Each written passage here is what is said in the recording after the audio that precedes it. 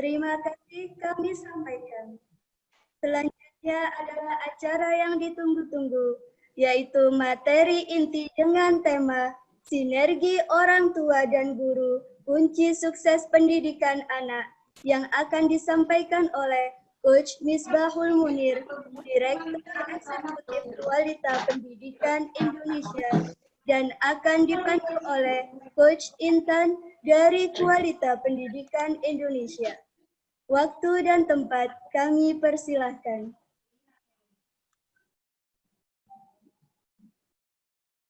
Baik. Assalamualaikum warahmatullahi wabarakatuh. Alhamdulillahirabbil alamin. Wassalatu wassalamu ala asrofil anbiya'i wal mursalin wa ala alihi washabihi ajmain amma ba'du. Perkenalkan, nama saya Dewi Aintan Permatasari atau biasa dipanggil dengan panggilan Coach Intan. Saya kebetulan dari Kualitas Pendidikan Indonesia. Hari ini saya diberi kesempatan yang cukup luar biasa untuk memandu kegiatan inti dari parenting ini dengan akan mendampingi yaitu Coach Misbahul Munir. Assalamualaikum Coach Misbah. Wabarakatuh. Tes terdengar ya suara saya? Alhamdulillah terdengar. Bagaimana kabarnya Coach Misbah? Alhamdulillah. Baik, mohon waktu Coach. Saya ingin memperkenalkan sebentar Coach Misbah. Mungkin masih ada yang belum kenal begitu ya, walaupun sebenarnya sudah terkenal sekali begitu ya. Baik, kami akan menampilkan profil beliau sebentar.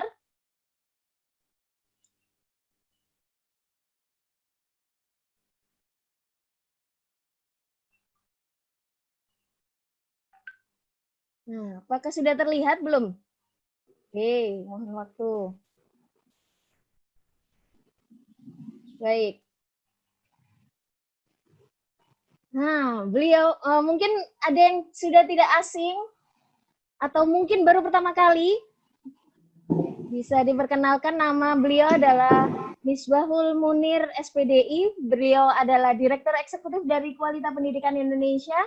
Beliau juga merupakan Master Trainer dari Kualitas Pendidikan Indonesia. Selain itu, beliau juga merupakan narasumber dari Lazuardi SSFM, narasumber dari Klinik Sekolah SAM FM. Beliau juga narasumber dari Parenting dari Radio SAS FM. Dan yang terakhir adalah beliau merupakan narasumber dari Risalah Hati Net TV. Jadi kalau seandainya Bapak, Ibu, atau Ayah Bunda sekalian di pagi hari setelah sholat subuh begitu ya, nonton TV, nonton Net TV, biasanya Ayah Bunda akan bisa melihat beliau di acara Net TV Risalah Hati. Begitu ya Coach Misbah ya? Singkat saja kenalannya. Ya. Baik. Sudah terlalu sering dikenalkan ini kalau sama teman-teman Muhammadiyah Manyar. Jadi sudah tidak asing harusnya ya Coach ya? Insya Allah, insya Allah. Baik, Coach Misbah, hari ini kita akan membahas tentang apa nih Coach Misbah? Kita sharing-sharing terkait parenting yang sekarang lagi marak ya Coach ya? Iya. Baik, terima kasih pada teman-teman semuanya. Assalamualaikum warahmatullahi wabarakatuh. Waalaikumsalam. Alhamdulillah. Subhanahu wa asbahalulillah walhamdulillah la syarikalah la ilaha illa huwa wa ilaihi nusyur. Allahumma shalli ala Muhammad wa ala ali Muhammad. Yang sama-sama kita muliakan. Tadi ada Pak Imam, kemudian juga ada Bu Nur, yang teman-teman dari Muhammadiyah Cabang maupun dari Dikdasmen. Tadi saya juga lihat ada Ustadz Pak Izun. Ini nggak tahu Bu Rehayuni mengundang beliau ini karena supaya wali murid TK lanjut ke SD Muhammadiyah Manyar atau karena kesinambungan itu lebih baik gitu ya. Dan tentu teman-teman para pengajar, pendidik di TK Aisyah 36 maupun di PG-nya. PG-nya tadi atas namanya apa ya? Saya kok lupa tadi. Di apa? Playgroup Tunas Aisyah. Oh ya, playgroupnya Tunas Aisyah. Okay. Bapak Ibu para wali murid yang alhamdulillah berkesempatan untuk sharing pada siang hari ini atau pagi menjelang siang hari. Berbicara kaitannya tentang orang tua itu rasanya nggak ada habis-habisnya. Saya kebetulan sudah tidak ada anak yang di TK karena anak yang paling kecil itu sudah di SD ya. Jadi yang paling kecil itu nomor berapa itu saya agak lupa itu. Nomor 5 ya Coach ya. Ya jadi kita sharing saja karena saya kira menjadi orang tua itu semuanya harus belajar gitu. Baik ayah bunda semuanya tadi sudah disinggung juga oleh Bu bahwa ada tantangan-tantangan di kita di masa pandemi ini. Karena kita tahu memang masa pandemi atau masa COVID-19 ini yang dengan ditetapkannya oleh pemerintah untuk kemudian muncul new normal, ternyata bukan malah menjadi normal dalam hal, tapi angkanya juga sudah sangat luar biasa. Pagi ini 3 sahabat dekat saya meninggal dunia dikarenakan COVID dan mohon doa dari Bapak Ibu semuanya semoga diberikan ampunan, mendapatkan terbaik ya, tempat terbaik di sisinya. Di KPI juga saya kira kita juga cukup kehilangan karena salah satu GM di KPI juga meninggal dunia karena COVID. Dan di tim kami juga cukup banyak yang terpapar corona ini sehingga kami memutuskan seperti Coach Intan, ini ada juga Coach Andin, ini teman-teman semuanya dari rumah masing-masing, sehingga kita semuanya sudah tidak ada yang ke kantor, kecuali memang betul-betul diperlukan ya. Nah, kita semuanya dari rumah masing-masing. Ya, alhamdulillah saya tadi jam 6:30 itu ya, jam 6 lebih dikit gitu, sampai di rumah. Sehingga ini tadi ngejar supaya bisa ikut kegiatan sharing kita. Saya dari luar kota, tapi saya agak sering keluar kota masalahnya Mas ya. Jadi pagi tadi jam 6 nyampe rumah, ini sudah bisa sharing, nanti jam 1 sudah ada jadwal lagi, dan nanti malam berangkat lagi untuk keluar kota. Mohon doa terus diberikan kesehatan. Amin. Nah, yang ingin saya sampaikan di sini, seringkali kalau kemudian kita melihat corona atau COVID-19 ini, ayah bunda semuanya, ada hal-hal yang terkadang menyikapinya salah. Nah, salah satunya itu corona katanya membuat merana, itulah ya kira-kira. Nah, ini saya kira Coach Intan, kalau ada ungkapan bahwa corona itu membuat merana, ini saya kira kok kita juga perlu ya memastikan kepada seluruh yang hadir di forum ini, barangkali ada kisah-kisah yang kemudian sebagaimana tadi saya awali dengan satu cerita bahwa memang ada banyak tantangan-tantangan ketika proses COVID-19 ini melanda secara global di seluruh dunia. Nah, karena itu bisa dibantu untuk kita coba mendengarkan atau mungkin teman-teman bisa menuliskan, ayah bunda bisa menuliskan semuanya, kira-kira dampak corona yang saat ini kita dapati itu seperti apa. Nah, bisa dibantu ini Coach Intan untuk dicek gitu. Kita langsung ke dampaknya atau bertanya dulu bagaimana perasaannya? Oh iya, nah, ya harus ditanyakan, ya dilihat dulu. Betul. Makanya coba diminta curhat dulu dah. Curhatnya yang kekinian. Curhatnya yang kekinian. Curhatnya lewat online begitu ya, Coach ya? Iya, curhat lewat online. Tetapi melalui link yang ada di kolom chat. Nah, ayah bunda sekalian yang ada di rumah bisa langsung membuka kolom chat lalu mengklik link yang sudah kami bagikan di kolom chat. Nah, ini langsung tidak perlu pakai menulis, pakai bolpen, pakai pensil. Oh, tidak perlu. Klik. Hai. Silahkan ayah bunda. Iya. Jadi sudah ada pertanyaan ya, sudah ada pertanyaan bagaimana perasaan kita semua dengan datangnya COVID ini. Nanti tinggal diketik di situ, lalu di submit gitu ya, di submit gitu ya. Iya betul, di bahasa Inggrisnya di submit ya. Bahasa Inggrisnya di submit. Waduh, belum saya sudah lihat sesuatu yang ini, Coach. Dari parenting manapun kayaknya ini yang muncul kayaknya, Coach.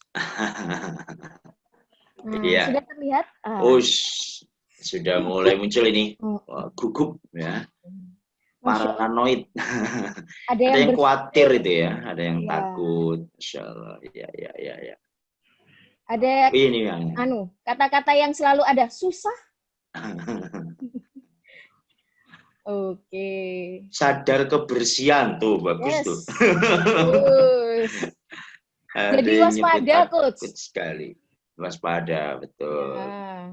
Tapi wali murid TK Aisyah maupun dari PG Tunas ini luar biasa ya saya kira. Tunas Aisyah nih. Kok cepat sekali ya, dia langsung connect gitu loh ya. Jadi, atau jangan-jangan ini yang jawab duluan gurunya. Coach kita harus ini, Coach.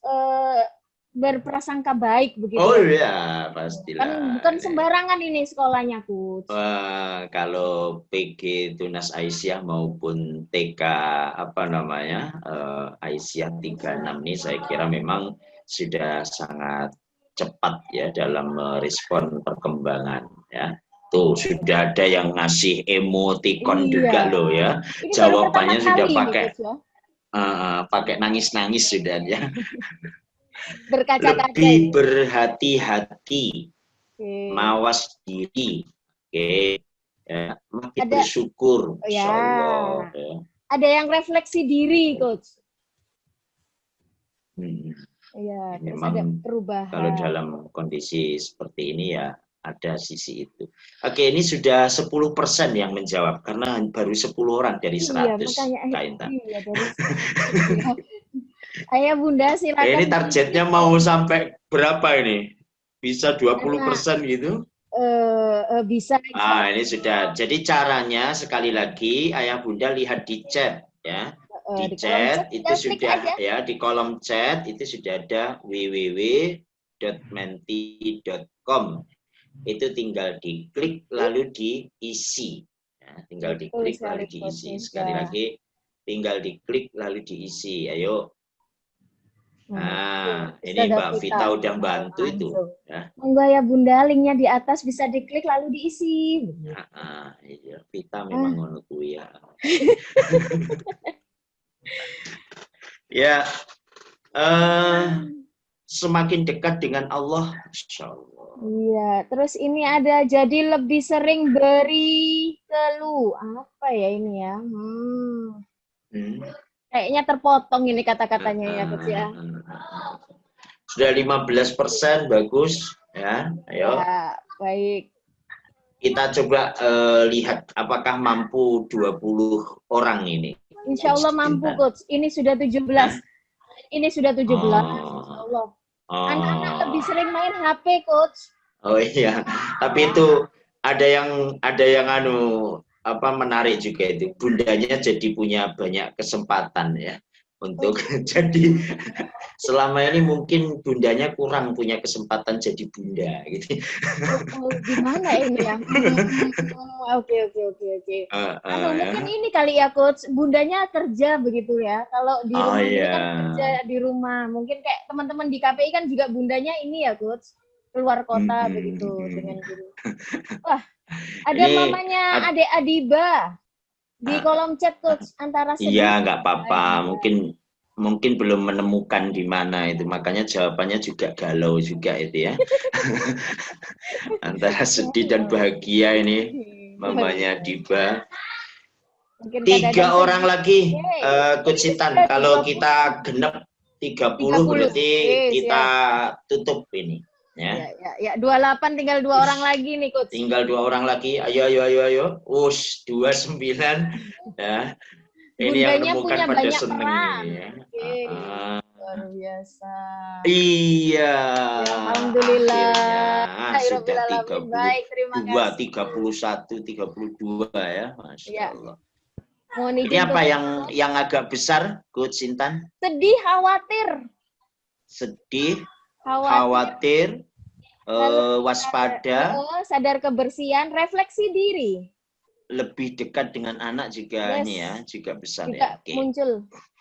Ya, jadi terima kasih partisipasinya Ayah Bunda semuanya. Jadi kalau Ayah Bunda melihat dari word cloud yang tadi sudah ditampilkan oleh Coach Sintan, kita bisa melihatlah secara umum memang kondisi pandemi ini berdampak ya, tidak hanya kepada diri kita pribadi, bahkan kepada keluarga termasuk ini pola asuh kita. Ya, ini hal yang saya kira luar biasa sekali. Ternyata pola asuh ini juga dipengaruhi oleh pandemi ya. Jadi banyak curhatan para mama itu kalau sudah sharing di radio, mereka rata-rata mencurhatkan salah satunya ya, aduh ternyata ya guru itu luar biasa gitu ya. Selama ini mungkin melihat para guru yang ada di Muhammadiyah ya, yang ada di Muhammadiyah Manyar, baik itu di PG Tunas Aisyah maupun di TK 36 dan juga di SDMM, mungkin melihatnya kok jadi guru ya gitu-gitu aja gitu ya. Ternyata ketika kondisi seperti ini jadi tahu ya apa kerja besar, kerja kerasnya para guru-guru kita ya.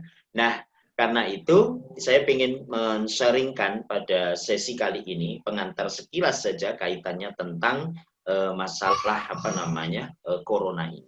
Satu hal yang ingin saya kasih stressing di sini Bapak Ibu, memang kondisi corona ini tidak mudah. Minimal bisa kita ukur dari 4 skala ya. Kita akan bicara masalah skala wilayah, bicara masalah skala korban, maupun juga nanti kita bicara masalah skala ekonomi ya.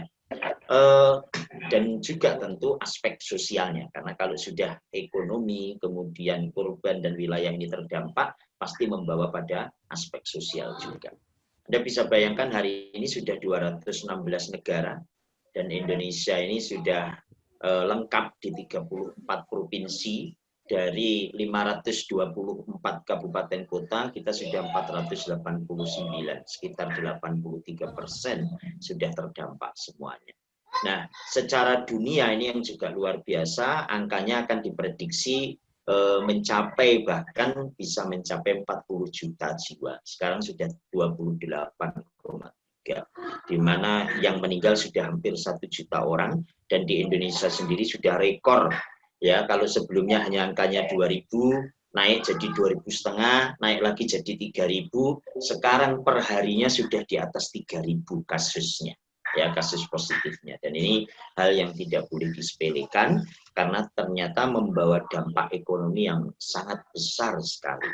Hari ini terjadi global dip ya, terjadi global bond ya, terjadi orang atau negara banyak berdatangan ke IMF untuk berhutang, dan IMF sendiri karena modalnya sudah tidak mencukupi, mereka sudah menutup sehingga tidak bisa lagi negara-negara mengajukan hutang. Ini tentu hal yang bukan mudah. Di Indonesia sendiri nanti akhir September ini akan ada pengumuman bahwa kita resesi ya. Jadi ini angkanya masih agak lumayan sih, antara 3-5% ya minusnya.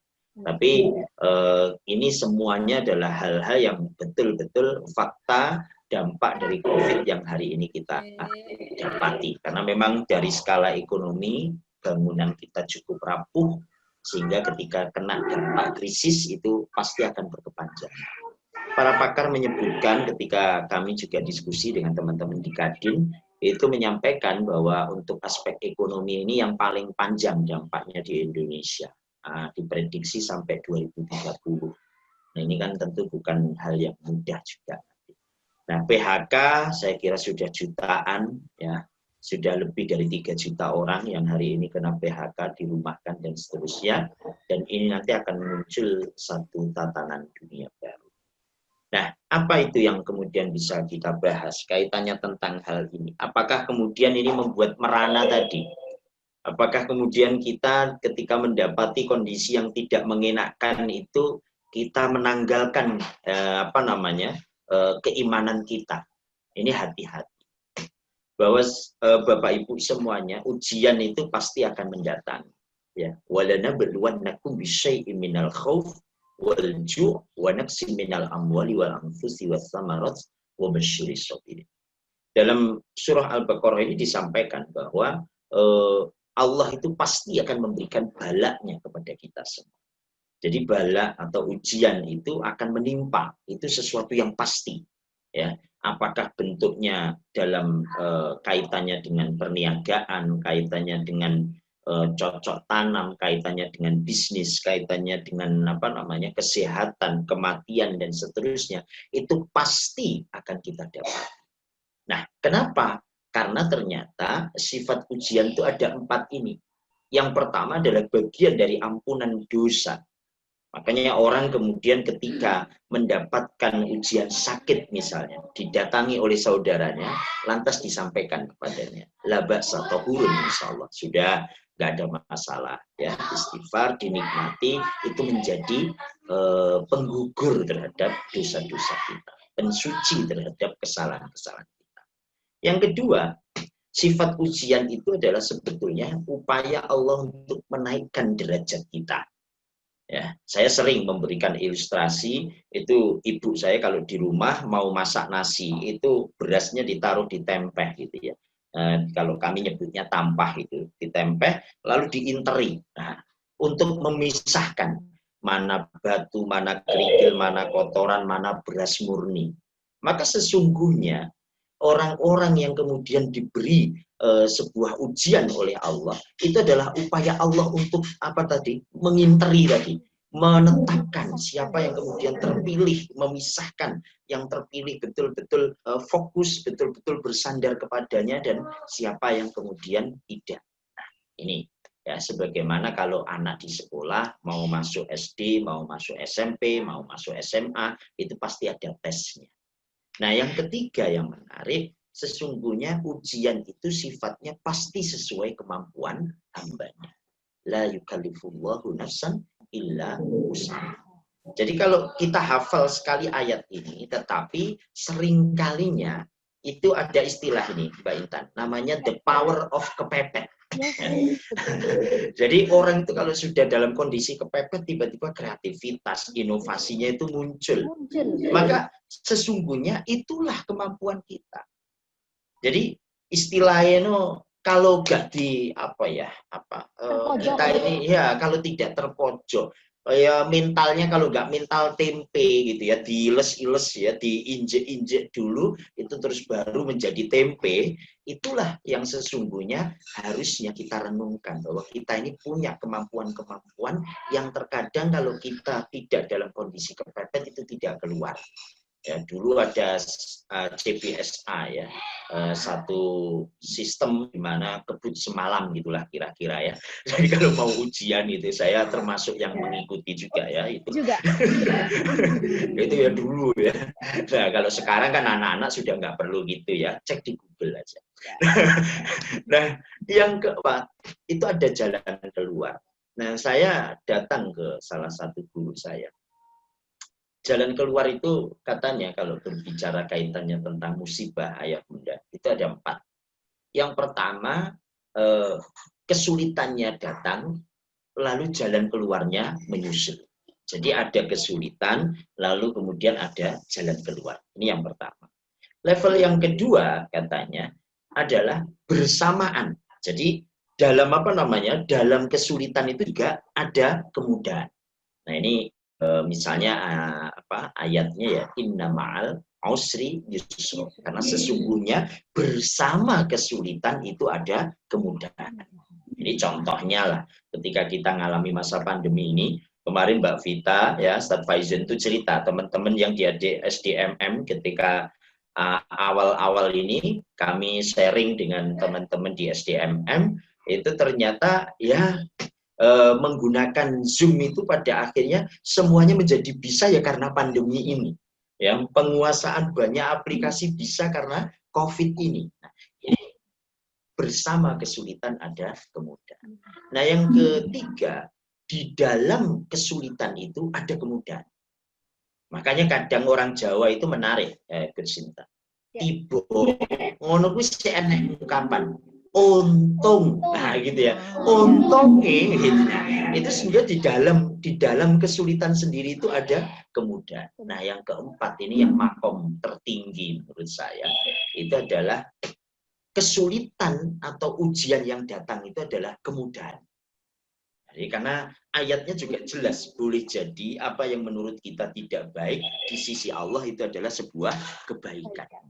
Nah, ini memang levelnya saya kira kalau seperti ini para ustadzah yang ada di lingkungan Muhammadiyah Manyar ini adalah sudah pakarnya. Kalau saya belum di level keempat ini belum sampai lah ya. Jadi masih harus banyak belajar saya kira ke sana. Nah, yang perlu atau penting untuk kita jadikan diskusi selama selama kegiatan virtual kita ini berjalan nanti adalah ini dia, bahwa seluruh hal yang kita alami sebagai bentuk perubahan tadi, munculnya shifting tadi, itu mau tidak mau harus disikapi dengan 4 hal ini ayah bunda semua. Yang pertama adalah mindset kita. Jadi mental, spiritual, ya, mindset, pola pikir kita itu harus benar. Ini nomor 1. Kenapa? Karena change is the only constant. Yang namanya perubahan itu sesuatu yang sifatnya abadi. Nah, kita harus betul-betul di sana siap terhadap mindset yang benar.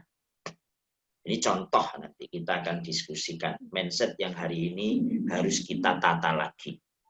Bahwa esensi pendidikan itu bukan ada di sekolah. Esensi pendidikan itu sesungguhnya adalah tanggung jawab keluarga kita. Misalnya seperti itu. Ini case-nya ketika kita bicara mindset. Yang kedua, perubahan itu akan menjadi smooth, akan menjadi begitu mudah untuk kita lalui kalau kemudian kita siap dengan kafaah kita. Kita siap dengan kapasitas diri kita. Maka setiap diri kita kalau menghadapi sebuah perubahan, saya senang ya, ini teman-teman di TK Aisyah 36 maupun di PG Tunas Aisyah ini melakukan satu bentuk update capacity diri. Ya. Ini adalah upaya untuk terus menambah sakofah ilmiah kita, menambah keilmuan kita. Sehingga ketika aspek-aspek yang jadi keilmuan itu terus bertambah pada diri kita, kita nanti akan semakin siap menghadapi perubahannya. Nah, yang ketiga, kalau sedang dalam kondisi perubahan kayak gini, ayah bunda harus bersifat fleksibel. Ini adalah era-era transisi. Dan setiap era transisi itu pasti membutuhkan stressing emosi kita. Tarikan emosinya itu harus semakin diperpanjang, diperlebar. Karena anak-anak nanti menjadi kadang agak sulit dikendalikan, ya. Terkadang juga pasangan kita itu juga, menggoda betul ya. Menggoda itu demikian muncul secara simultan, terus-menerus. Ya, maka kita harus betul-betul fleksibel menangkapnya. Ya, jadi jangan terlalu kaku, tapi juga jangan kebablasan lenturnya. Nah, ini berlaku tawasud, berlaku pertengahan ini yang membutuhkan fleksibilitas kita yang tinggi. Kelenturan dalam bersikap, kelenturan dalam berpikir, kelenturan dalam berkomunikasi, dan sebagainya, itu harus betul-betul dijaga. Yang keempat ini penting, ini ikut simpan. Ya. Saya ingin sampaikan ke ayah bunda semuanya. Kolaborasi. Era perubahan bukan waktunya sendirian. Era perubahan tidak akan pernah bisa selesai kalau kemudian kita sendiri. Ini adalah era kolaborasi. Jangan kemudian orang tua merasa bahwa saya ini sudah selesai dengan saya dan keluarga saya nggak butuh masyarakat, saya nggak butuh sekolahan, tidak. Termasuk pihak sekolahan pun juga harus membuka ruang untuk kemudian merangkul semuanya, melakukan yang tadi disampaikan oleh Bu Nur maupun juga oleh Kepala TK, bahwa ini adalah saatnya kita untuk bersinergi. Karena kalau kemudian di era perubahan ini, Bapak Ibu, kita tidak melakukan satu kolaborasi, maka kita tidak akan mampu menghadapi tantangan yang betul-betul membuat kita banyak sekali terkaget-kaget di dalamnya. Saya kasih contoh misalnya. Hari ini ya, kalau dulu orang berbicara ekonomi misalnya, itu selalu ownership, kepemilikan. taksi jadi miliknya, hotel jadi miliknya, ya. Punya rumah makan besar, restoran jadi miliknya. Sekarang semuanya kolaborasi. Taksi semua orang bisa punya. Makanya muncul istilah Grab, istilah yang lainnya ya, banyak sekali ya, Sintan. Nah, lalu juga kita lihat misalnya hotel pun itu juga sudah kolaborasi. Bahkan sekarang rumah-rumah yang kosong, yang punya kamar-kamar kosong itu sudah bisa disewakan. Banyak, Anda mau pakai Oyo, mau pakai banyak sekali ya, Airi dan seterusnya. Nah, yang ketiga misalnya Anda lihat restoran. Dulu restoran ya sendiri karena miliknya. Hari ini yang terjadi malah berkolaborasi. Semakin banyak penjual yang diundang, itu akan semakin menarik orang datang. Makanya kemudian muncullah food court gitu ya, muncul tempat yang di situ banyak sekali orang jualan. Nah, termasuk dalam dunia pendidikan kita. Antara rumah dengan sekolah, dengan masyarakat, ini saatnya melakukan sebuah kolaborasi.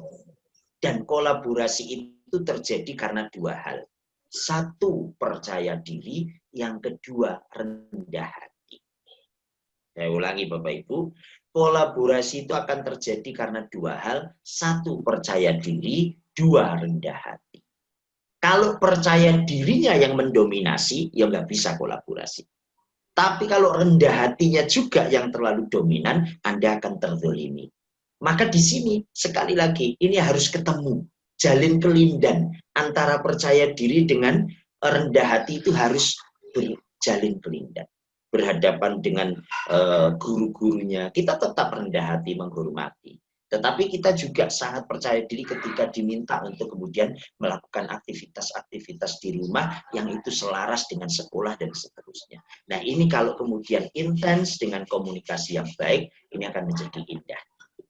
Saya kira itu gambaran di awal ini, Coach Sintan. Untuk mungkin ada yang bisa kita sharingkan berikutnya. Baik, Coach Misbah, luar biasa ya.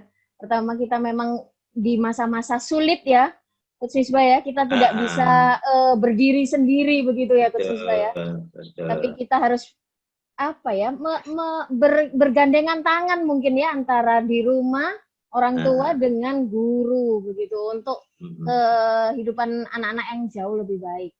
Baik, karena ini kan sudah school from home ya, Coach ya. Saya mau bertanya nih, Coach, sama ayah bunda sekalian yang ada di rumah tentang pengalaman beliau-beliau semua saat mendampingi anak-anak waktu school from home. Ini kan pasti sudah banyak sekali cerita-cerita ya, Coach Misbah ya. Ya. Jadi saya ingin tanya dulu ya, Coach Misbah ya, terkait ini. Ini soalnya ditanyakan juga sama Bu Eka Mardiana di kolom chat itu ya. Betul, apakah efektif? Gitu. Apakah efektif itu ya. Nah, silakan ini langsung di-share ya. Jadi silakan diklik ayah bunda, itu ada www.menti.com. Nah, diklik lagi, nanti diklik di situ, ayah bunda tinggal mengisi pengalamannya ketika mendampingi SFH itu seperti apa. Jibekah atau tambah seneng mulai frustasi kah atau gimana? Karena banyak ya, Coach, kalau kita lihat video-video yang ada di YouTube itu banyak sekali orang tua yang tiba-tiba curhat begitu ya. Curhat nggak habis-habis, ada yang marah-marah begitu ya. Ada yang minta pertanggungjawaban sama pihak sekolah terkait kesehatan mental begitu ya, Coach ya. Luar biasa pokoknya.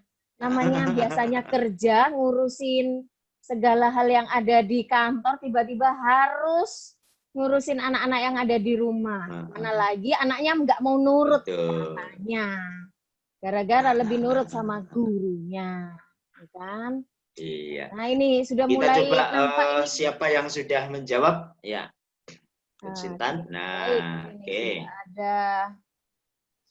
Sudah ada 7 orang nih, Coach. Pusing, I-nya 3 ya, Coach. Pusing sekali.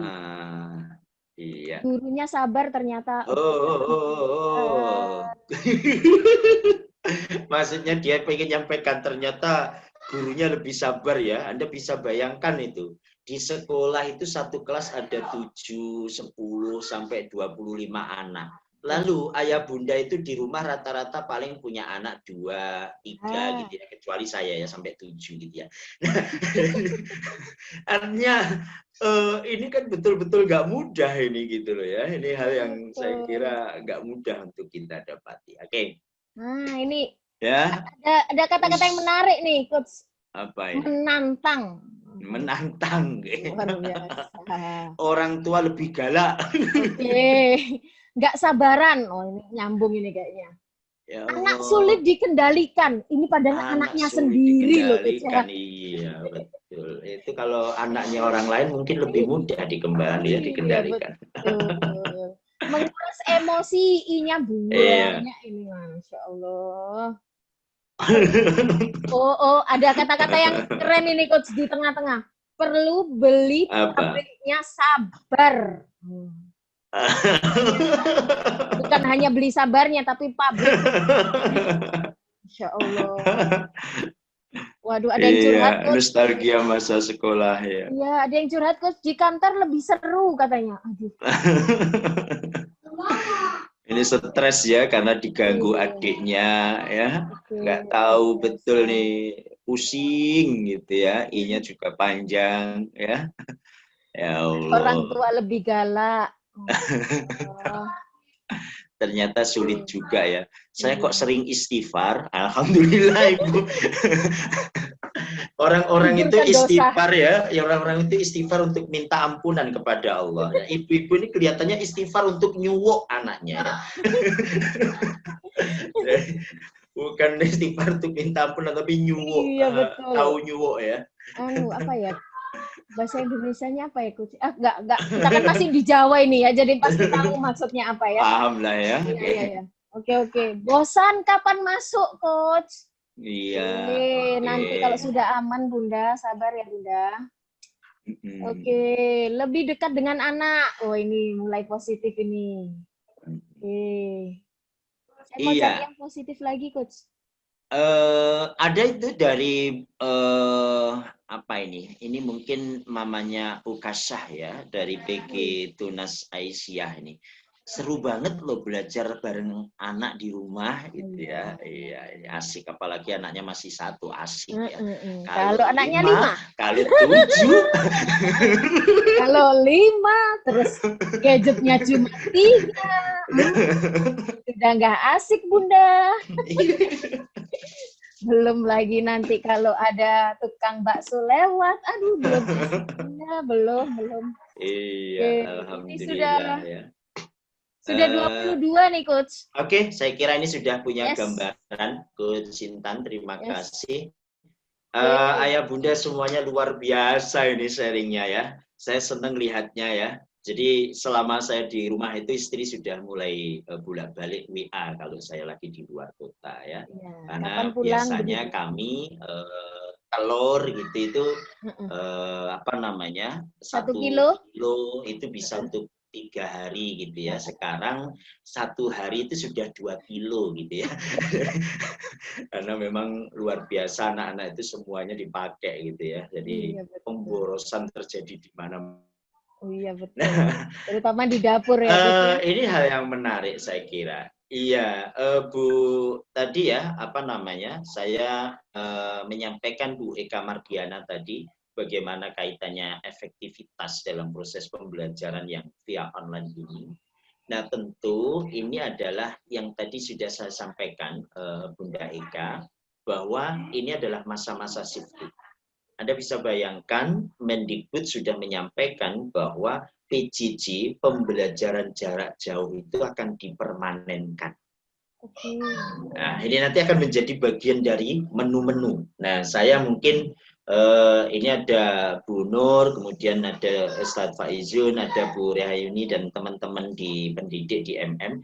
Mungkin kita perlu agak diskusi intens ini, Bu Nur, dengan teman-teman Dikdasmen, karena saya melihat ini nanti pendidikan itu bisa jadi ke depan itu akan menjadi sebuah menu.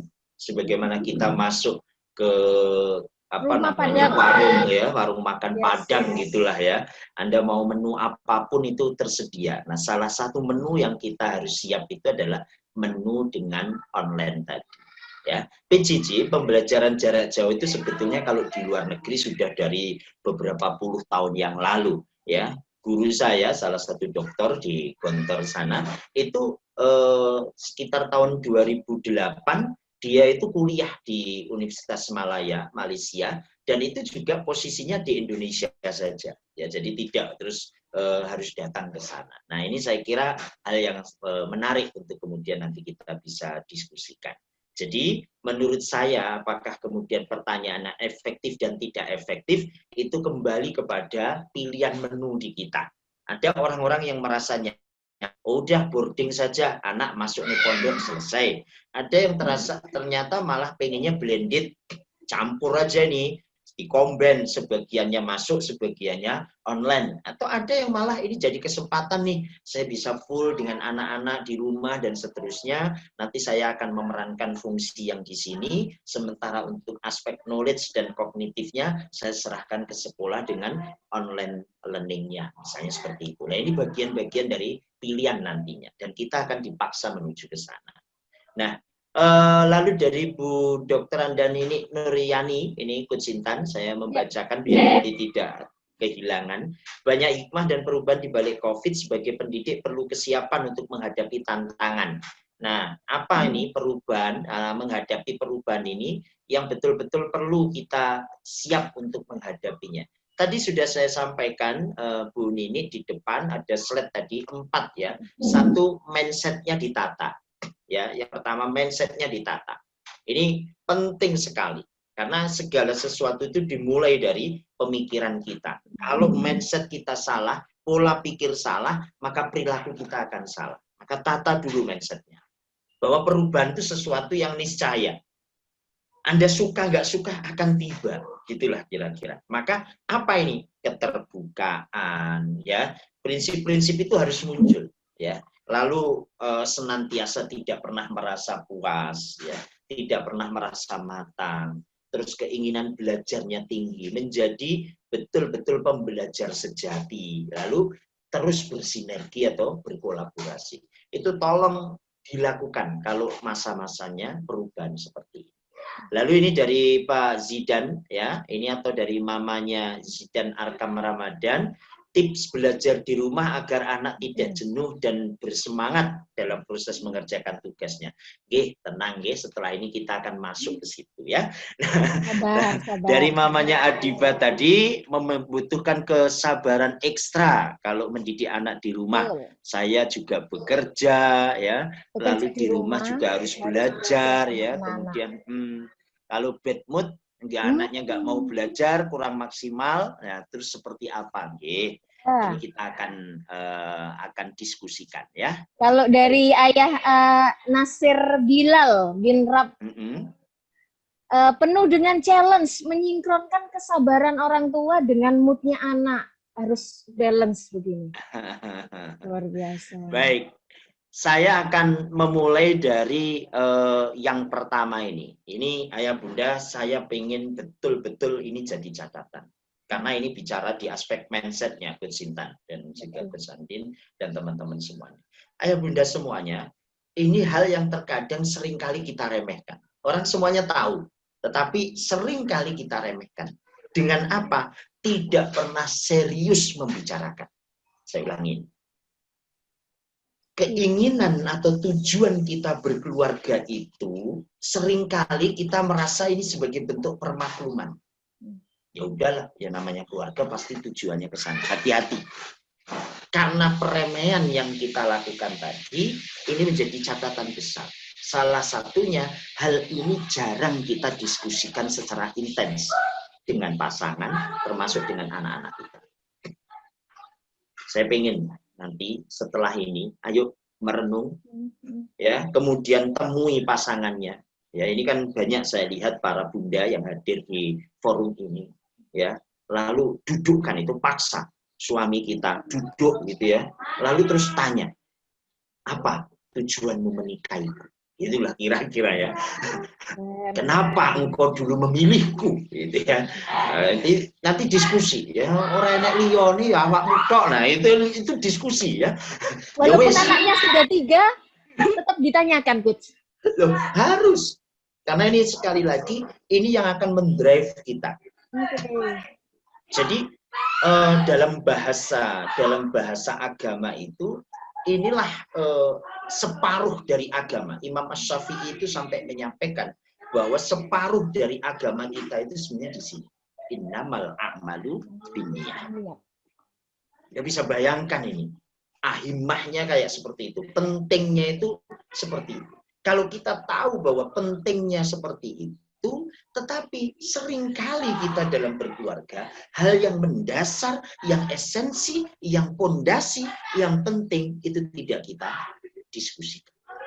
Jadi sekali lagi nih, tolong, ini rasanya rada telat. Waduh Ustaz, aku loh, anakku wis kadung 4, anakku wis kadung 5. Terus aku takok bojoku, lha opo sampean biyen ngerabi aku, ora diguyu ta? Nah ini, terkadang kan itu yang muncul. Ya kalau tidak itu pertanyaannya ya diganti lah. Ya ditanya, yang mau dibawa kemana hubungan kita? Itulah kira-kira. Oh iya, kayak aku. Jadi ya kita tanya ya, mau dibawa kemana hubungan kita, gitulah kira-kira. Jadi itu ditanyakan. Sehingga ketika kita nanti tahu bahwa kita ini pengen jadi keluarga surga. Oh, kita ini sesungguhnya berkeluarga sebagai bentuk menjalankan perintah agama. Oh, kita berkeluarga ini karena saya pengen mendapatkan satu keluarga yang penuh dengan asmara, as-sakinah, mawaddah, warahmah. Saya pengen putra-putri saya ini jadi putra-putri yang soleh-solehah. Itu semuanya dibicarakan. Ini harus clear, karena ini yang akan mendrive semuanya. Ini yang pertama. Dan ini tolong, ini kalau sesinya panjang biasanya Bu Nur, ini saya ajak agak eksplornya agak tinggi ya, eksplornya agak dalam di sini. Tapi karena kita agak terbatas, saya hanya ingin memberikan stressing betul di sini. Tolong, ini momen yang baik di masa-masa pandemi ini, banyak waktu kita dengan keluarga, manfaatkan untuk kemudian menata kembali fondasi kita. Sesungguhnya mau dibawa kemana keluarga kita, gitu ya. Ini yang pertama. Yang kedua yang ingin saya ingatkan, knowledge itu power. Pengetahuan itu adalah kekuatan. Maka saran saya setelah ayah bunda clear dengan visi misi ini, ketahui atau kenali siapa orang-orang yang ada dalam keluarga kita. Yang kedua. Nah, utamanya di sini karena kita ini bicara parenting, saya tidak akan bicara couple-nya, saya tidak berbicara pasangannya, karena itu materinya ada sendiri ini, Coach Intan. Biasanya kami menyebutnya dengan Excellent Family Training, ya, EFT. Nah, di Excellent Family Training itu kita akan bicara bagaimana menerjemahkan visi misi, bagaimana cara komunikasi dengan pasangan dan seterusnya. Saya akan fokus untuk mengenal di sini adalah mengenal anak-anaknya. Kalau kita sudah di drive dengan visi misi yang benar tadi, saya ingin sampaikan, ayo kita kenali anak-anak kita. Kenapa? Karena tadi sebelum ini ada tadi slide 70-30. Apa itu, Coach? Nomor apa ini, Coach? Kenapa kemudian mengenal anak kita ini menjadi penting, Coach Sinta? Karena pembandingnya hari ini adalah 70-30. Dulu zamannya saya, zamannya Pak Imam, zamannya siapa lagi kising senior kita ya. Nah, ya, beberapa karena ini wali muridnya masih muda-muda semua ya.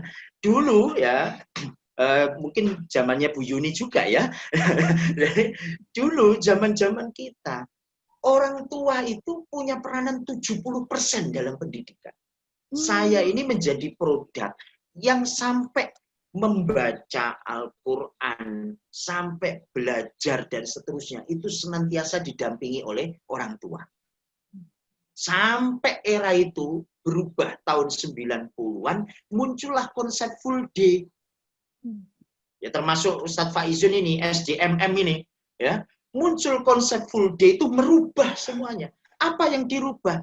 70% pendidikan yang semula ada di tangan orang tua itu dipindahkan ke sekolah. Karena waktu terbanyaknya mereka ada di sekolah. Apalagi mereka ketika ditanya ngomong, oh ini sekolah ini sangat tepat. Kenapa? Ya pas sekali dengan pilihan saya. Pas saya masuk kerja, pas anak saya masuk sekolah. Pas saya pulang kerja, pas anak saya juga pulang sekolah. Nah, ini kan pas-pasan semua gitu. Akhirnya apa? Pendidikan yang 70% semula ada di tangan orang tua dipindahkan kepada sekolah. Nah, subhanallah, ayah bunda semuanya. Di era pandemi ini kelihatannya Allah itu pengen menegur kita.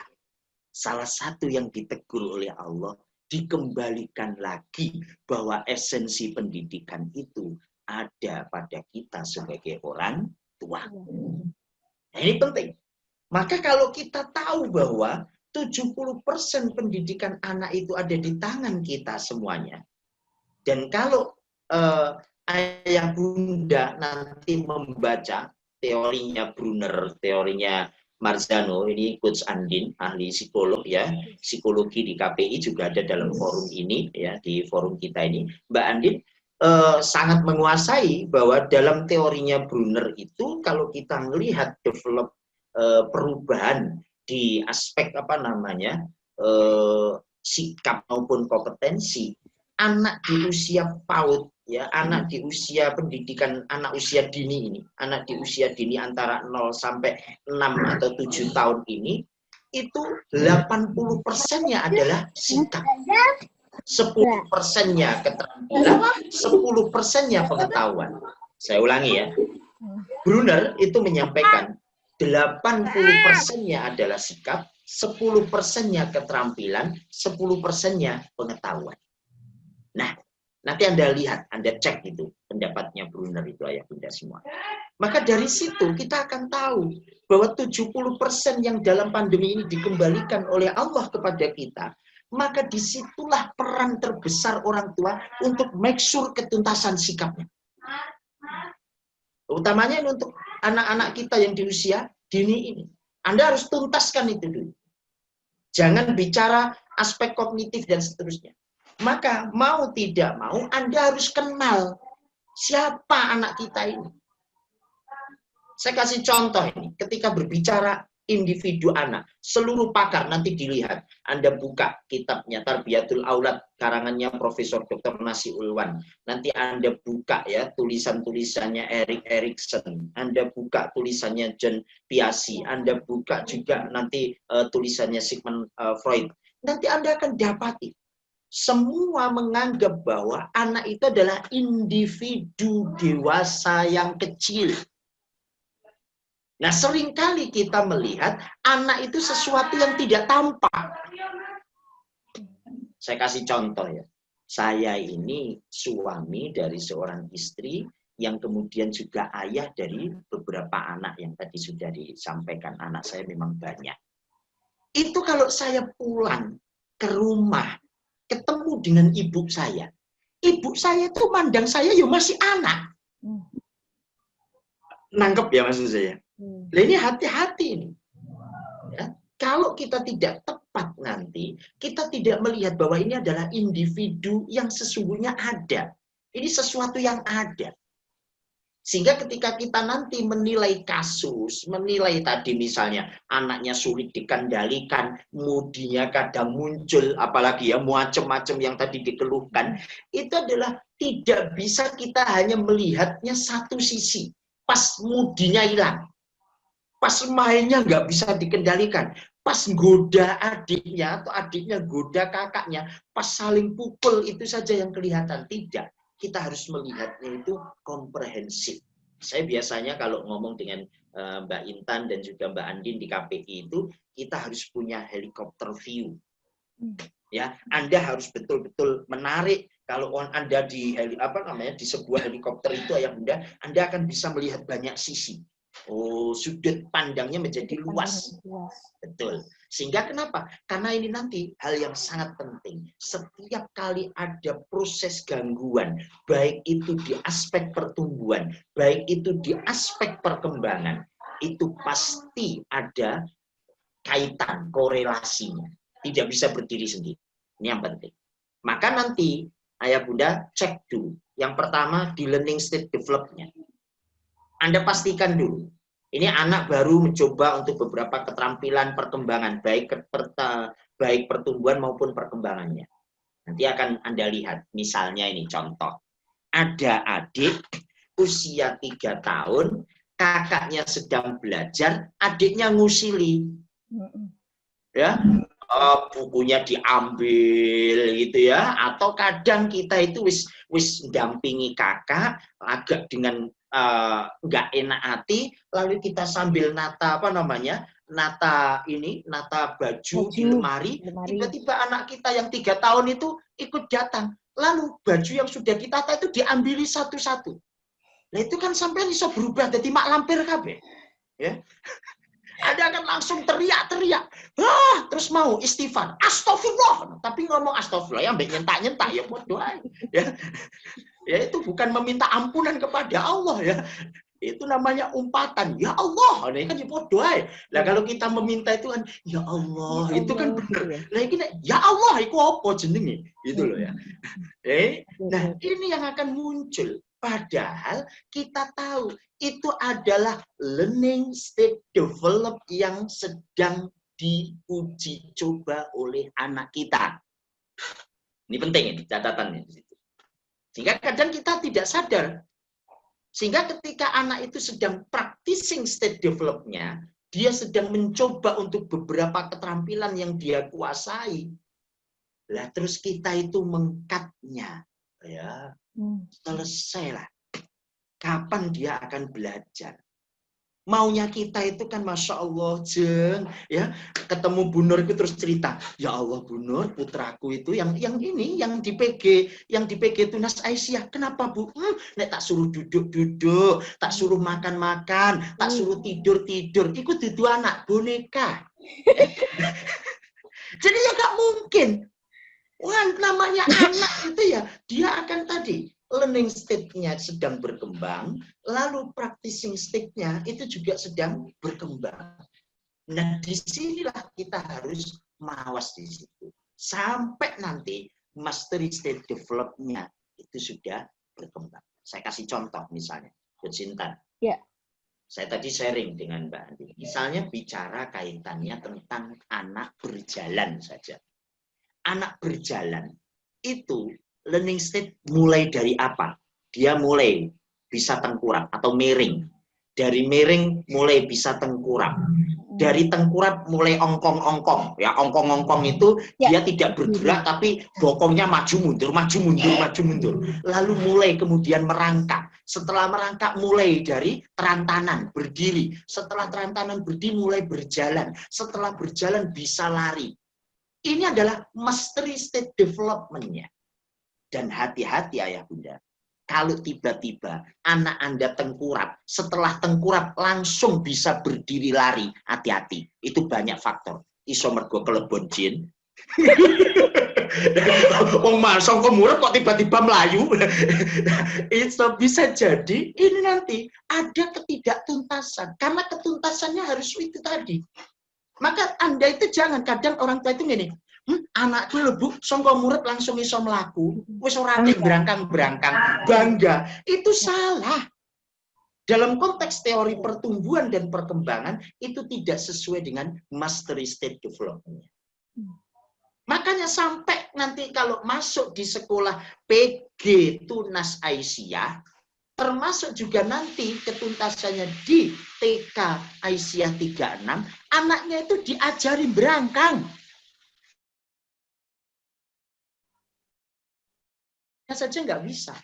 Nah ini hati-hati. Kenapa kok sekolah melaksanakan itu? Karena sekolah tahu teorinya terkait tentang mastery state development. Ini garis-garisnya. Nah, nanti setelah ini baru kita bicara teknisnya. Saya kalau bicara dari umum dulu, lalu baru bicara kecil-kecilnya. Nah, maka nanti Anda lihat setiap perubahan di anak-anak kita, upaya kita untuk mengenal mereka, itu harus betul-betul ada timbul pergerakan. Oh, kemarin gini, sekarang bisa gini. 1 bulan yang lalu begini, 1 bulan sekarang sudah begini. Itu menimbulkan perubahan. Nah, hati-hatinya setiap perubahan yang terjadi itu akan punya prasyarat untuk berikutnya. Makanya ada prerequisite di situ. Ya, ada anak tiba-tiba sampai usia 3 tahun itu hanya bisa mengucapkan 2 kata. Ma. Hati-hati. Itu pasti ada bangunan 1 tahun sebelumnya yang tidak tuntas di sana. Nah, yang kedua, setiap anak itu unik. Karena uniknya itu tadi, ada yang kemudian kecepatannya berbeda. Contoh misalnya, anak kita secara kinestetik lebih menonjol. Maka biasanya anak yang kinestetiknya lebih menonjol, terjadi kecepatan di proses pertumbuhan dan perkembangan yang sifat motoriknya. Baik itu motorik kasar maupun motorik halusnya. Tapi bagi anak yang visualnya menonjol, itu biasanya dia kecepatannya tidak pada aspek sisi motoriknya. Misalnya. Oh, dia lebih cepat di aspek motorik halusnya, motorik kasarnya agak lambat. Hal-hal yang nanti akan menjadi keunikan masing-masing. Tidak boleh kemudian Anda battlekan, Anda tabrakkan, atau kemudian Anda bandingkan. Ya, tentu semuanya harus mengikuti tahapan-tahapan yang semua pakar sudah melihatnya, tetapi nanti Anda akan lihat ada yang cepatnya itu berbeda. Nah, ini semuanya ada hubungannya. Nah, terkait ini saya ingin sekilas saja, ini nanti mungkin forumnya lebih banyak diskusi di sini, Coach Intan dan teman-teman semuanya, Bapak, Ibu, Ayah, Bunda semua, bahwa nanti ada sebetulnya kalau saya lebih senang pakai 4 ya. Yang pertama tadi Abdullah Nasih Ulwan. Abdullah Nasih Ulwan ini salah satu pakar yang sangat luar biasa ketika berbicara. Ini mulai dari proses mencari, menyiapkan benihnya, menyiapkan sawahnya, sampai kemudian meninggal dunia itu dikupas. Ya. Tidak kurang ada sekitar, kalau yang terjemahan itu kalau nggak salah ada 5 jilid kitabnya. Abdullah Nasih Ulwan ini profesor yang sangat luar biasa. Ini full dia dari sudut pandang Islam. Nah, di sini prinsip-prinsipnya yang saya sampaikan nanti kalau melihat pendapatnya Abdullah Nasih Ulwan maupun Erik Erikson maupun Freud ya, Sigmund Freud maupun juga nanti Piaget, Anda akan dapati bahwa perkembangan itu adalah hasil dari sebuah proses. Ya, disebut perkembangan itu hasil dari sebuah proses. Nah, sementara kematangan itu proses intrinsik yang ketemu. Ya, antara tadi yang saya sebut dia sudah punya potensi motorik, lalu dia berkembang di situ secara intrinsik, secara keinginan dia kuat di sana, ini ketemu klop, itulah kira-kira. Ini akan terjadi percepatan. Anaknya auditori, dilalah kersane Allah, suarane merdu, lingkungane menstimuli untuk banyak membaca Al-Quran misalnya, jadi qori. Itulah kira-kiranya. Itu ketika ketemu plok di sana. Nah, yang ketiga yang menarik prinsipnya, Ayah Bunda semuanya, pola perkembangan ini dapat diramalkan.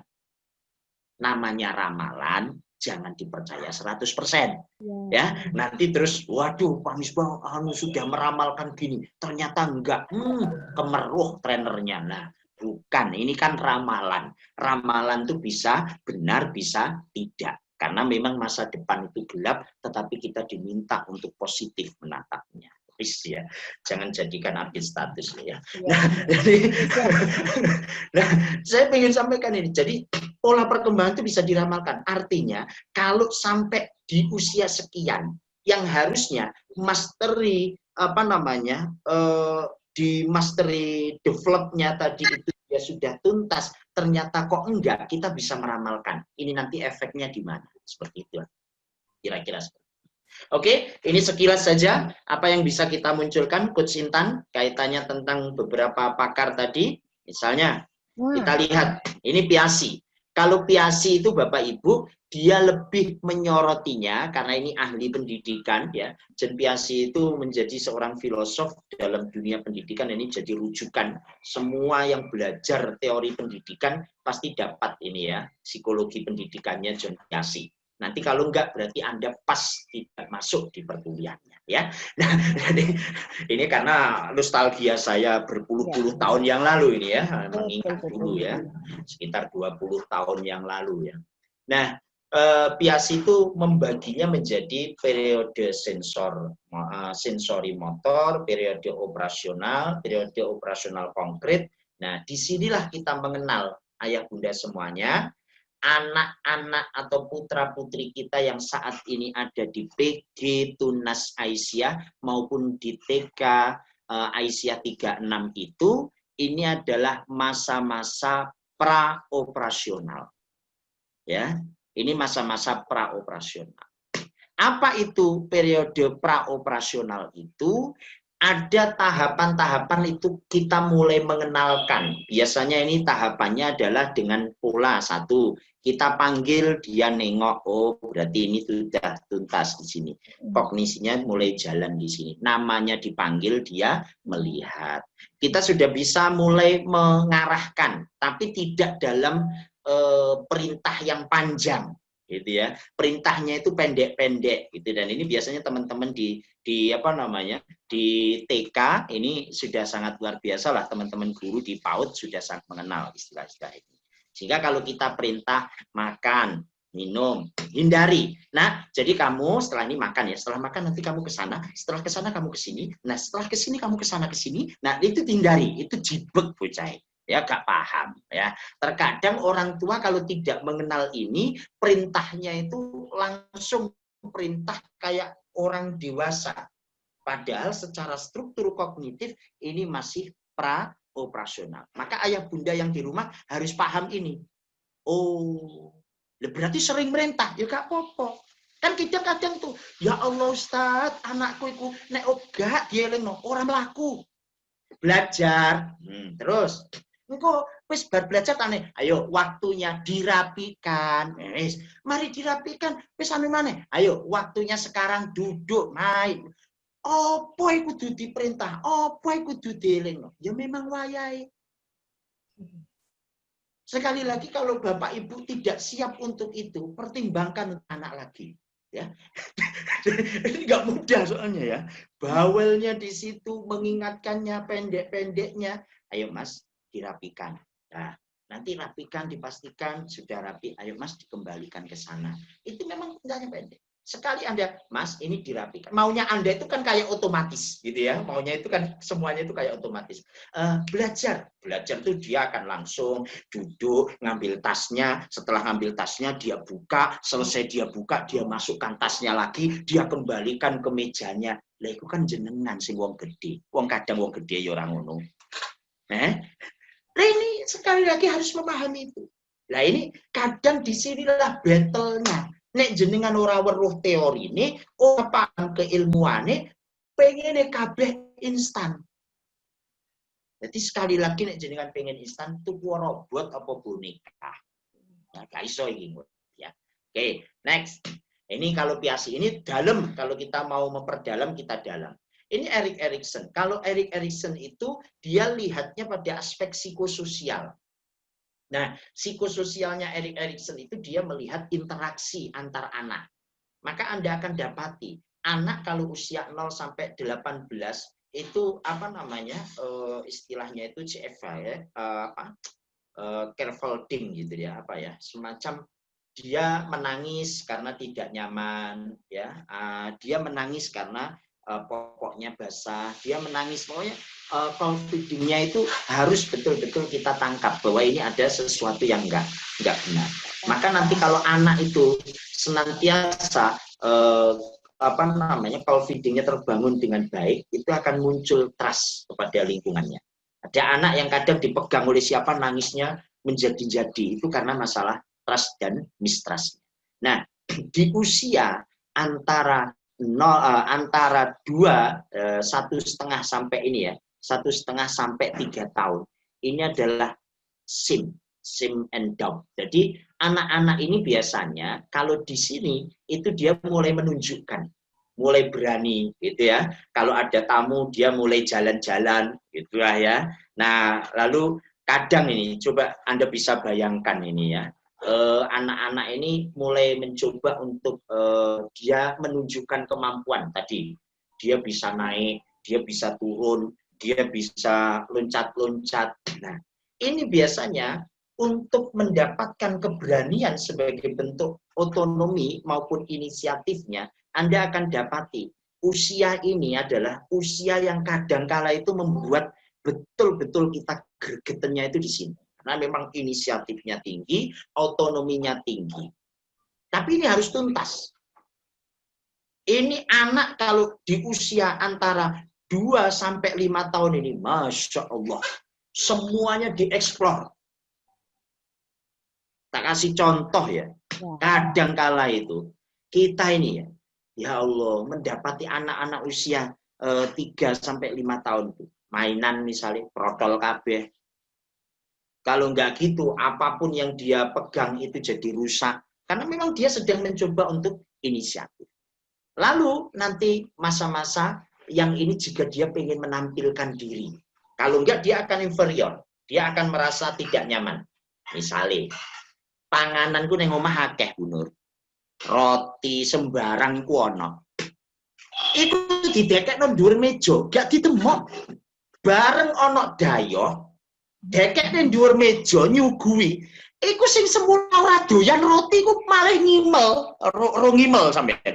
Dadi malah terus njaluk iki padahal waktu renek dayoh ku masyaallah. Ya ora payu, rengginan ora payu, sembarang ora payu. Di rumah saya itu banyak rengginan ya. Nah, itu kalau ada tamu tiba-tiba itu kayak menjadi makanan yang paling enak sing anake dhewe kayak ora tahu ngumpak, ora tahu apa jenenge, ora tahu mangan gitu. Kan rasanya uwisin ngono iku. Allah rek, anakku ngisin-ngisini. Terus mulai ya, mak lampire metu. Wah, terus cetot ya, terus macam-macam. Nah, ini hati-hati. Ini nanti yang akan kita dapati kalau kita tidak siap di sana. Maka Anda harus kenali. Karena memang ketika anak seperti ini, ya dia kasih panggung aja. Biasanya malah saya itu, apa namanya, ada tamu saya bilang, ini apa namanya, anak-anak saya banyak. Biasanya kalau awal-awal gini butuh waktu antara 10 sampai 15 menit. Mereka nanti akan banyak berdatang untuk ngambil. Oh, tamu nih, ora popong bocah cah. Oh, akhirnya saya langsung swit. Nah, tak kok kabeh serut. Cek. Nah, karek siji weh nih tamu nih. Itulah kira-kira nih ya. Nah, itu hal-hal yang harus kita pahamkan sehingga saya juga nyaman-nyaman aja melihat perilaku seperti itu. Nah, next satu slide lagi sebelum kita diskusi, Coach. Nah, ini yang Freud ya. Sigmund Freud menyampaikan bahwa ini adalah psikoseksualnya. Ini perkembangan dari psikoseksual. Jadi kalau Freud itu lebih melihat misalnya kalau anak 0 sampai 2 tahun itu opoe dimplok, opoe dimut. Nah, itu namanya fase oral. Kalau anak usia 2 sampai 3 tahun nek wis ning kamar mandi, iku suwi. Padahal suwidik, kotorannya sidik, tapi nongkrongnya 15 menit. Nah, ini biasanya anak-anak PG apa namanya? PG Tunas Aisyah itu kalau sudah masuk nyanyi. Balonku ada 5. Wah, halo Bandung. Engko nek entek apalane Bismillahirrahmanirrahim. Ngono ngaji. Ya. Jadi itu di kamar mandi karena ini fase anal. Dia merasa nyaman ketika dia sedang memainkan apa namanya? Ini mainan ya, kadang terus tengah malam dia mainan, kadang diucel-ucel. Lalu ibunya terus nutuk gitu ya, ditutuk, dipukul. Jijik, gak boleh gitu ya, dengan cara kasar. Nah, semakin dikasari dia semakin apa namanya tergelitik, aneh opo, ngaku ini nyaman kok gak, nah penasaran. Nah ini lalu nanti masuk fase palik, yaitu mencoba untuk jenis kelamin. Hati-hati. Ini biasanya anak di masa palik inilah yang kita sebut sebagai masa identiti diri. Hati-hati. Ini kadang anak kita karena laki-laki satu-satunya di rumah. Ayahnya laki-laki, pamannya laki-laki, semua keluarga besarnya laki. Yang perempuan cuma ibunya. Dia biasanya mulai mencoba jilbab ibu dipakai ya atau apanya. Nah, kadangkala orang tua lingkungan itu menstimulinya berbeda. Saat dia pakai jilbab dikasih tepuk tangan, cantiknya, hati-hati. Ini masa balik. Nanti kalau ini berulang, itu akan mempengaruhi di masa latennya. Dia akan punya kecenderungan feminin. Dia akan punya kecenderungan. Ini juga harus kita pelajari lagi ke depan. Nah, setelah Anda kenal, ya tadi yang nomor 1, Anda fokus kepada visi misi, tujuan dari kita berkeluarga. Yang kedua, Anda kenali siapa anak-anak kita, supaya kita bisa mendekat kepada mereka. Yang ketiga adalah sesungguhnya kita akan bicara, atur bagaimana pola belajar, beraktivitas di rumah kita. Maka saya biasanya bercerita, ya apa itu? Misalnya ada guru itu kalau di sekolah, ini Bu Yuni dan teman-teman mungkin, guru itu kalau di sekolah, satu kelas ada 20 anak, itu dia sendirian. Koyok Superman, Superwoman, iso menjinakkan 20 anak. Tapi baru ketika pulang ke rumah, punya 2 anak. Iku ra iso lapo-lapo, kalah ambek 2 anak. Artinya menjinakkan yang 20 anak di kelas itu bisa, pulang ke rumah berhadapan dengan hanya 2 anaknya, dia tidak mampu berbuat apa-apa. Bahkan seringkali mengeluh. Penyebabnya apa? Dikarenakan aturannya tidak diperjelas. Apa yang dilakukan di sekolah tidak dilakukan dia di rumah. Wong di sekolah itu ada aturan, di rumah gak ono. Di sekolah ada prosedur, di rumahnya nggak ada. Di sekolah ada karakter yang dibangun, di rumahnya tidak dilakukan. Yaitu Joko Sembung numpak ojek. Nah, hanya saya sudah dikasih chat secara pribadi ini oleh Coach Sintan. Coach, waktunya sudah habis, anu aja bahas pertanyaan ya. Ya wis lah, nggak apa-apa. Saya kan ngikut aja. Silakan Coach Sintan, saya kembalikan kepada Anda. Terima kasih nih Coach Misbah. Saya coba mengulangi ya. Yang pertama kali tadi yang disampaikan oleh Coach Misbah tadi visi misi. Saya tadi sempat tergelitik gitu ya. Apa iya rakyat jelata seperti saya ini juga butuh visi misi begitu ya di keluarga kita ya? Makan aja susah, Coach. Masa iya butuh visi misi? Nah, ini nanti mohon penjelasan ya, Coach ya, sedikit saja.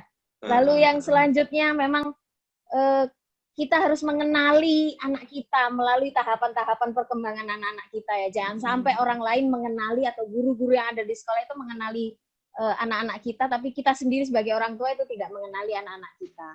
Selanjutnya permasalahan yang sering kali muncul yang ada di rumah itu bisa jadi didasari oleh belum adanya sebuah peraturan. Nah, peraturannya seperti apa?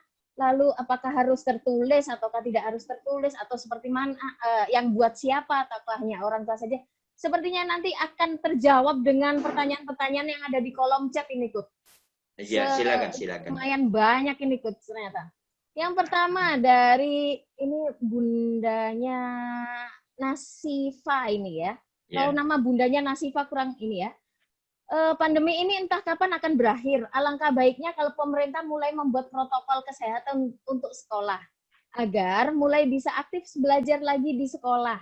Kalau masalah khawatir terinfeksi, anak di rumah pun belum tentu tidak terinfeksi karena orang tuanya juga beraktivitas di luar rumah begitu, Coach. Iya, ini saya kira sudah dibahas Coach Sintan oleh pemerintah dan kemarin juga sudah melakukan telekonferensi bahwa ada 3 klasifikasi di pemerintah itu, daerah zona merah, zona kuning, sama zona hijau. Kepada daerah yang ada di zona hijau sama zona kuning, itu diperbolehkan untuk melaksanakan pembelajaran terbatas, tetapi tetap mengikuti prosedur yang ada. Sementara untuk zona yang daerah merah, ini karena memang cukup merepotkan. Saya tadi malam dari Banyuwangi ketemu dengan Mas Anas, Pak Aswar Anas, Bupati Banyuwangi. Saya diskusi cukup panjang, hampir 2 jam lebih dengan beliau. Salah satunya yang kita bahas adalah salah satu pesantren yang di Banyuwangi. Dan itu angkanya sungguh betul-betul jadi klaster baru.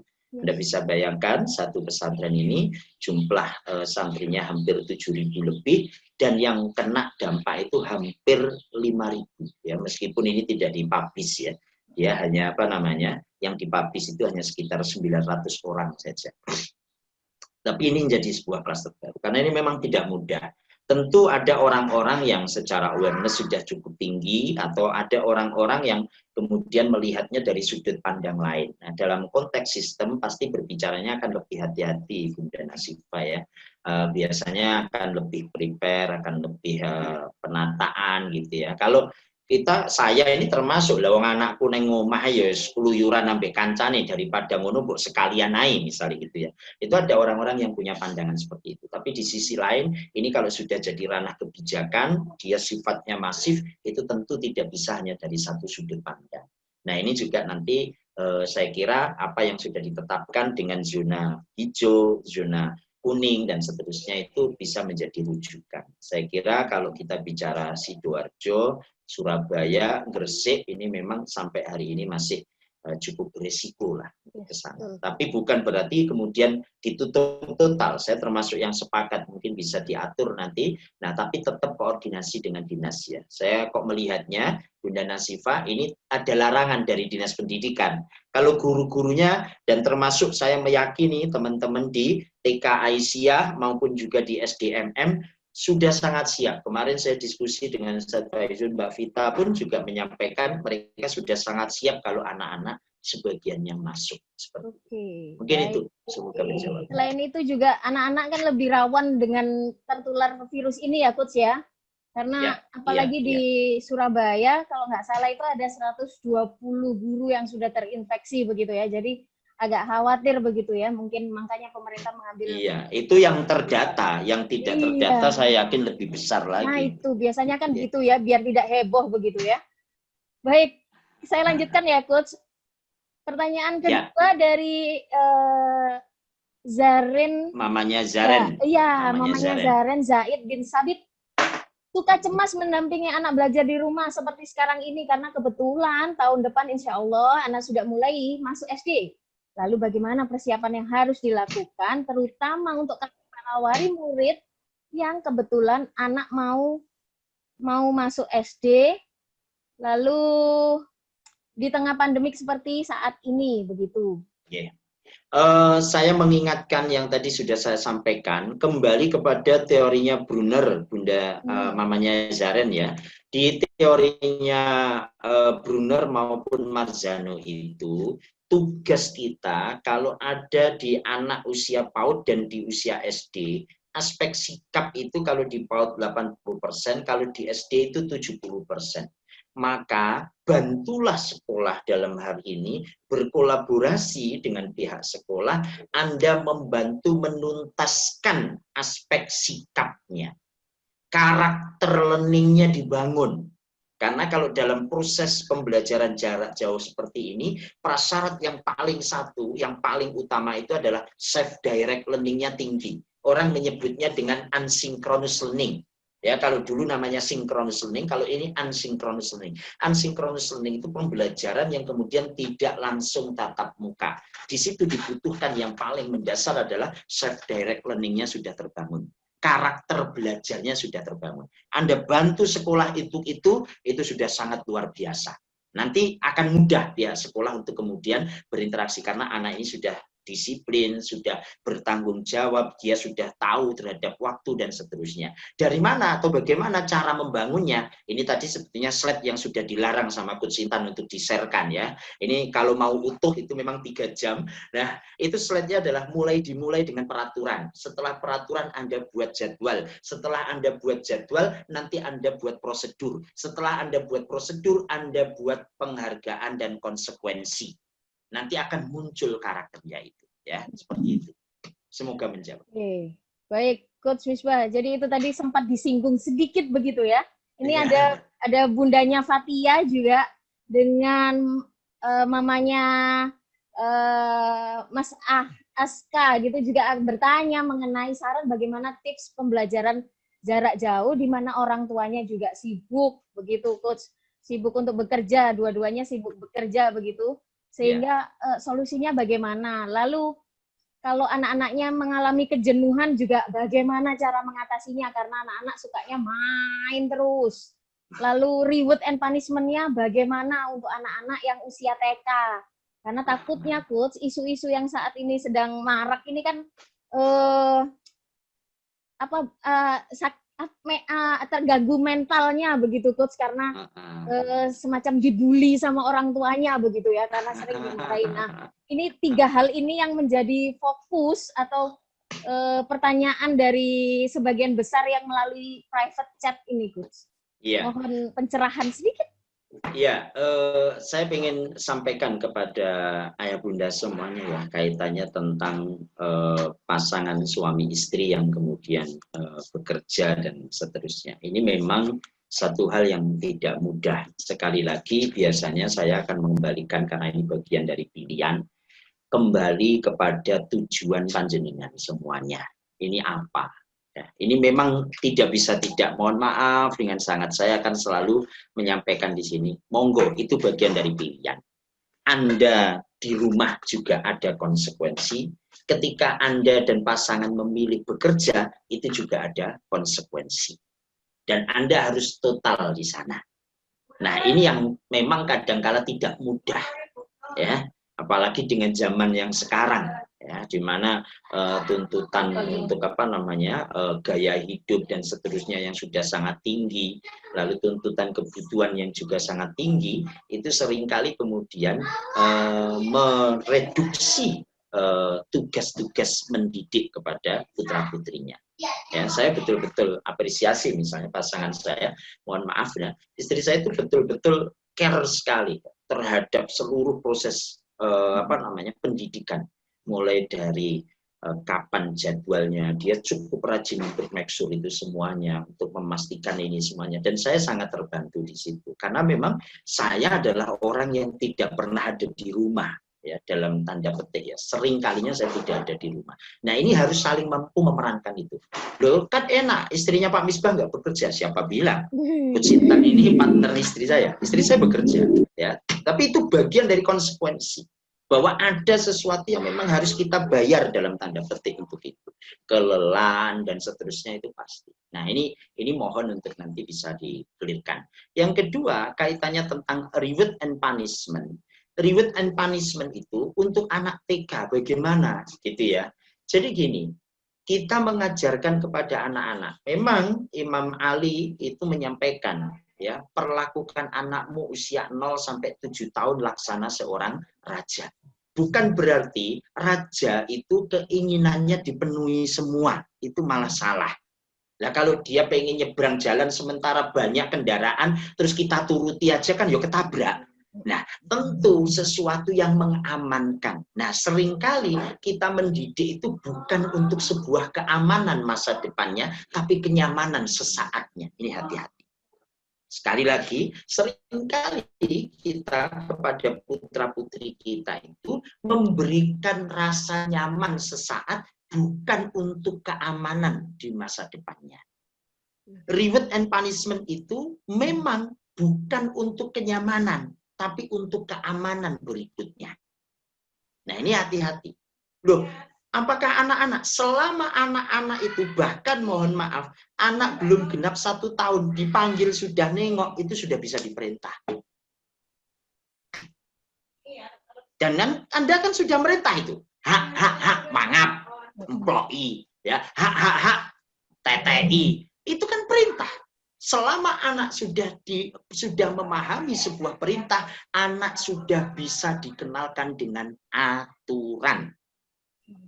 Ya, contoh misalnya, ketika diberikan reward and punishment, putra Anda sudah mulai tumbuh giginya karena usianya 1,5 tahun, tapi dia masih netek. Nah, saat netek dia gigit puting payudara ibu, ya, mohon maaf. Nah, ketika digigit itu kan Anda memberikan punishment. Tekan itu hidungnya sampai anaknya kemudian membuka mulutnya. Terus udah, lalu Anda kan ngomong, nggak boleh digigit, sakit tahu, itu kan kira-kira. Nah, lalu kan terus Anda kasih kasih ASI lagi, kok gigit lagi, punishment lagi. Nah, ketika Anda itu kemudian anaknya di TTI, terus nggak gigit, Anda kan ngasih reward. Aduh, nah gitu, pinter kalau Mimi tidak gigit. Nah, itu apa bukan reward and punishment? Halo? Nah, ini semuanya sudah bisa dikenalkan karena aturan itu sejak awal sudah bisa kita kenalkan. Nah, kaitannya tentang PJJ yang efektif seperti apa? Ya sama. Kalau kemudian dia menggunakan gadget yang dia pakai ternyata tidak support untuk pembelajaran, ya diambil gadgetnya. Lu anaknya nangis, nanti kelahi, nanti tengkar sama ayahnya. Ya itu bagian dari kita mendidik. Kita bukan membuat nyaman saat itu, tapi kita pengen mengamankan untuk berikutnya. Di tempat kami, kalau sudah gadget itu tidak diperuntukkan untuk sesuai dengan kesepakatan yang sudah dibangun, ya udah kita ambil aja. Nggak ada itu yang sekarang nangis. Dulu awal-awal ya nangis semua. Ya, teriak-teriak dan seterusnya. Tapi kita tetap bersikukuh ke sana. Mohon tips untuk mengembangkan kemandirian anak tadi. Nah, ada beberapa yang perlu dilatihkan. Saya kira nanti mamanya Ukasha ini bisa untuk meminta hal-hal yang sifatnya itu kemampuan kecil. Ya, mulai dari yang kecil. Mulai yang dari kecil, mengembalikan bukunya, ya, memasukkan lagi ke dalam tasnya, menaruh sesuatu pada tempatnya, selesai pakai handuk. Kalau di kami pasti. Ya, yang nomor 2 ini, yang 2 orang yang terakhir ini masih kadang sering kali goda gitu ya. Biasanya kita langsung, Amar, itu handuknya. Iya, lupa. Oh, ya diambil. Tapi itu tiap hari. Lah terus ngomong tiap hari, sampai ngomong ini, juweh Pak. Loh kok juweh, wong anakmu kok juweh gitu. Aku ya bingung kadang nangkep jenengan itu. Sampai aku pengen dia anak apa ora gitu. Jadi ya itu memang tugas kita. Bisa jadi karena juweh kita inilah yang membuat kita dimasukkan surga, gitu loh. Karena kita mengingatkan terus-menerus, bukan yang lainnya. Jangan terus Anda merasa bahwa ibadah sholat kita, puasa kita yang menjadikan pintu untuk privilege kita dimasukkan surga. Bisa jadi karena juwehnya kita mengingatkan kebaikan, itu yang akan membuat kita dipilih Allah untuk dimasukkan surga. Nah, yang terakhir, cara mengajarkan anak bersosialisasi kepada anak playgroup dengan metode PJJ ini, Coach, tetap yang namanya online itu ada batasan. Saya mengusulkan, mohon maaf ini, Bu Nur, Bu Yuni, dan teman-teman yang ada di PG Tunas Aisyah maupun yang ada di TK, tolong rutinkan setiap bulan minimal 2 kali guru datang ke rumah murid-murid. Saya ini sudah 1 pekan ini ada 3 kalau enggak 4 itu guru yang datang ke rumah ya.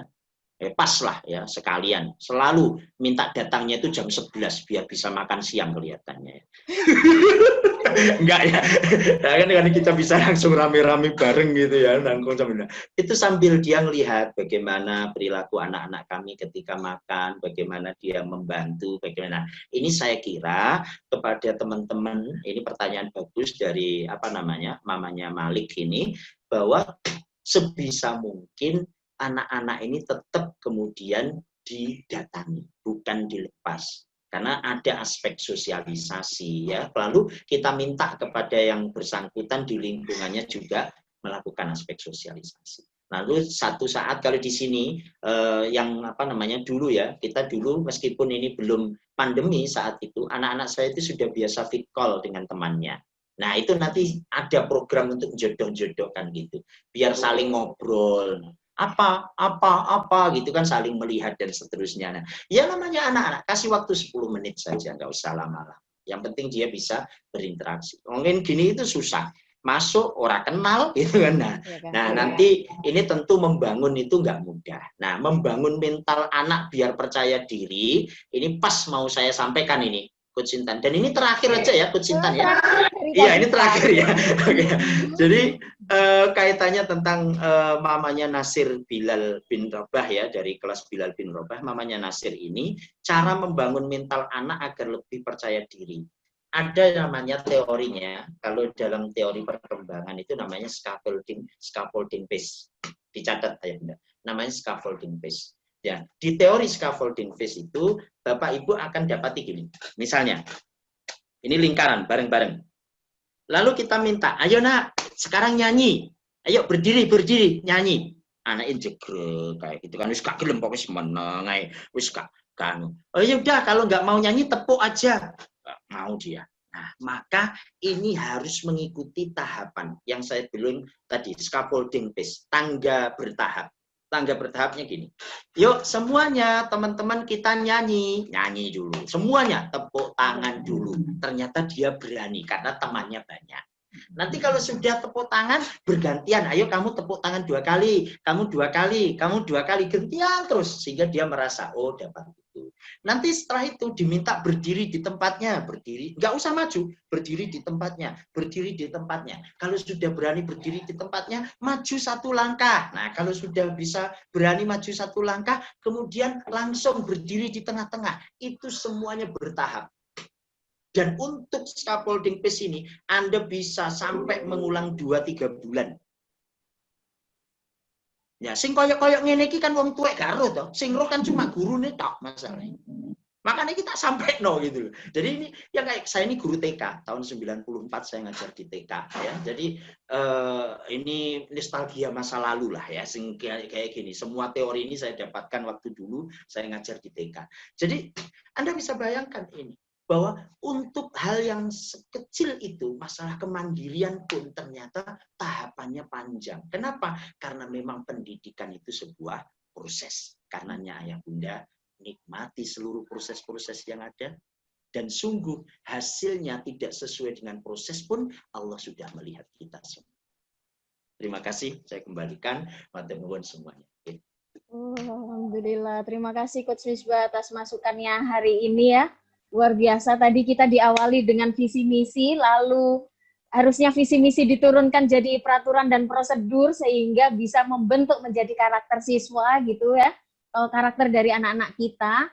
Lalu diingatkan kembali tentang proses tahapan perkembangan anak sehingga menyadarkan kita semua untuk lebih memahami anak-anak kita ini lagi fasenya lagi ada di mana sih, lagi seperti apa sih prosesnya itu. Prosesnya juga diceritakan oleh Coach Misbah tadi bahwa tidak bisa instan begitu ya Coach Misbah ya, tidak bisa kayak yang ada di televisi begitu, flu terus minum obat sembuh, enggak, ternyata harus berulang-ulang, harus bersabar-sabar ya, karena sesungguhnya anak-anak kita adalah aset-aset kita atau yang akan membantu kita atau yang akan membawa kita ke dalam surganya Allah Subhanahu wa taala. Terima kasih Coach Misbah atas informasinya. Semoga suatu saat nanti kita akan bisa lagi ketemu dengan terima kasih kepada Pak Imam, kepada Bu Nur ya, teman-teman di Muhammadiyah, lalu juga terima kasih kepada SDMM, Safa Izin dan seluruh teman-teman di SDMM, Bu Yuni di TK maupun di PG Tunas Aisyah, dan terutama untuk para ayah bunda yang luar biasa. Matur nuwun semuanya.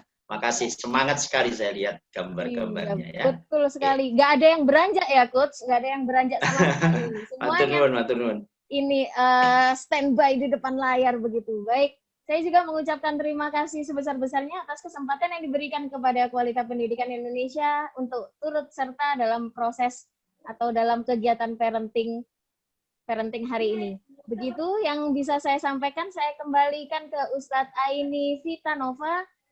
Wassalamualaikum warahmatullahi wabarakatuh. Waalaikumsalam.